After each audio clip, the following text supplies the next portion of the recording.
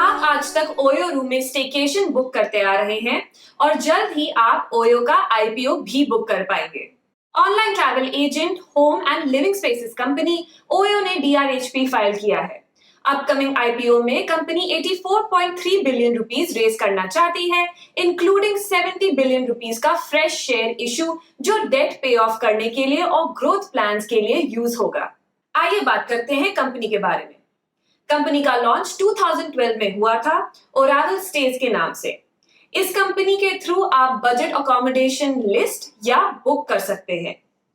2013 में company was renamed to OYO. OYO essentially एक tech platform है जो छोटे होटल्स को अपना रेवेन्यू इंक्रीज करने में हेल्प करते हैं।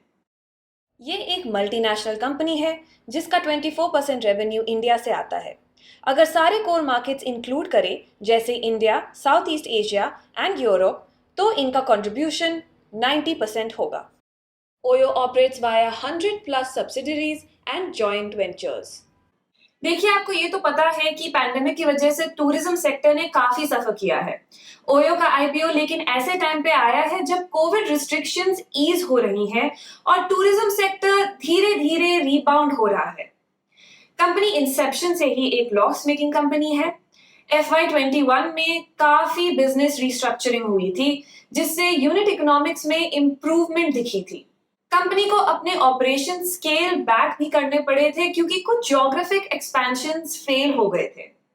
लेकिन अभी ये क्लियर नहीं है कि ये रीसेंट लॉसेस का ट्रेंड सस्टेनेबल होगा और अगर कंपनी प्रॉफिटेबिलिटी अचीव करेगी। ये सब तभी हो पाएगा अगर ओयो अपना रेवेन्यू स्केल अप कर पाता है कैश बर्न रेट बढ़ाए बिना।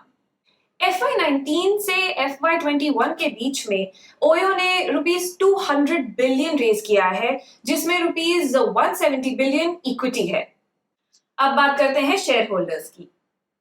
ओयो में सॉफ्टबैंक 46.6% स्टेक होल्ड करता है और डीआरएचपी के अकॉर्डिंग प्रोमोटर ग्रुप में इंक्लूडेड है। Founder Ritesh Agarwal 33.6% stake hold करते हैं। माइक्रोसॉफ्ट से $5 मिलियन स्ट्रेटेजिक कैपिटल रेज करने के बाद ओयो की वैल्यूएशन $9.6 बिलियन है, लेकिन मीडिया रिपोर्ट्स के हिसाब से इसकी वैल्यूएशन 10 to 12 बिलियन US से ज्यादा हो सकती है। ओयो के फेवर में कौन से फैक्टर्स काम आ सकते हैं, इसके बारे में बात करते हैं। ट्रैवल और टूरिज्म इंडस्ट्री में शॉर्ट स्टे अकोमोडेशन मार्केट काफी फास्ट ग्रोइंग सेगमेंट है। इस मार्केट ने केगर 7.5% ग्रो किया है 2015 to 19 में और USD 1.3 ट्रिलियन तक आज जा पहुंची है। Overall travel and tourism market का केगर 6% है। Such higher growth is expected to continue even over 2021 to 2025 after a dip in 2020. अगर देखा जाए तो शॉर्ट स्टे सेगमेंट मार्केट में ओयो का काफी स्कोप है। इस मार्केट का सर्विसेबल साइज कम से कम 772 बिलियन US है। वैल्यू और वॉल्यूम के हिसाब से यूरोप सबसे बड़ा मार्केट है। आखिर ओयो ऑपरेट कैसे करता है?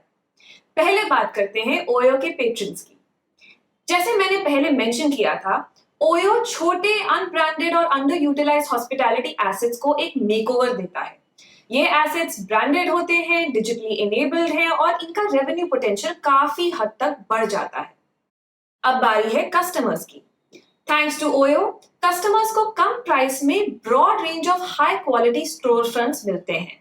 OYO offline to online onboarding, third party distribution and demand, online revenue management, operations management and customer service जैसे टूल्स ऑफर करता है। Oyo offers its integrated tech stack on a simple revenue sharing basis to the tune of 20 to 35% of the gross booking value. अब बात करते हैं financials की। Oyo's gross profit margin improved from 9.7% in FY20 to 33% in FY21. Adjusted gross profit rose to rupees 1,320 crores from rupees 1,280 crores in FY20. Company spent humongous amount of rupees 542 crore on marketing and promotions. OYO के risk factors क्या हैं? सबसे बड़ा risk factor है कोविड-19। Pandemic अभी तक tourism industry को negatively affect कर रहा है और आगे जाके भी करेगा। ओयो के बारे में आपको एक और बात ध्यान में रखनी पड़ेगी। ये कंपनी अपने इंसेप्शन से लेकर आज तक लॉसेस इनकर कर रही है। कंपनी Zostel के साथ भी लीगल प्रोसीडिंग्स में इंटैंगल्ड है, जो बिजनेस रेपुटेशन और फाइनेंशियल कंडीशन को एडवर्सली इंपैक्ट भी कर सकता है। ओयो थर्ड पार्टी डिस्ट्रीब्यूटर्स जैसे travel management companies and online travel agencies पे भी हेविली डिपेंडेंट है। ये मार्जिन्स को एडवर्सली इफेक्ट कर सकता है। तो क्या आपको आईपीओ में इन्वेस्ट करना चाहिए? देखिए, जब से जोमेटो का प्रॉफिटेबल लिस्टिंग हुआ है, तब से स्टार्टअप आईपीओस का बड़ा क्रेज छा गया है। लेकिन काफी स्टार्टअप्स लॉस मेकिंग होते हैं और प्रॉफिटेबल होने में टाइम लगाएंगे। इन्वेस्टर्स को आईपीओ के वक्त कॉशियस होना चाहिए। मेरी तरफ से फिलहाल इतना ही। अगर आपको हमारा वीडियो पसंद आया तो प्लीज लाइक, शेयर और सब्सक्राइब कीजिए। और अगर आप चाहते हैं कि हम कोई पर्टिकुलर स्टोरी को कवर करें, then please let us know in the comments below.